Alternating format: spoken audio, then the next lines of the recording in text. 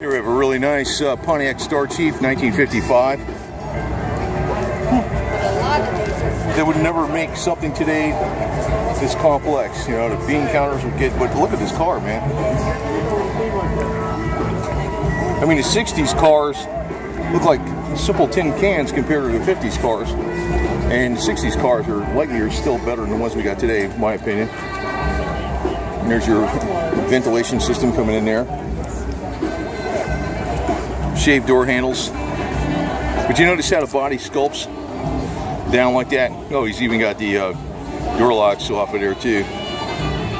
Aftermarket mirrors. Sits a little lower too. Starchief 55. Man, check out that interior, huh? So, I mean, they use that phrase Art Deco, but I'll tell you, it's, I don't know what the hell you call it. I mean, it's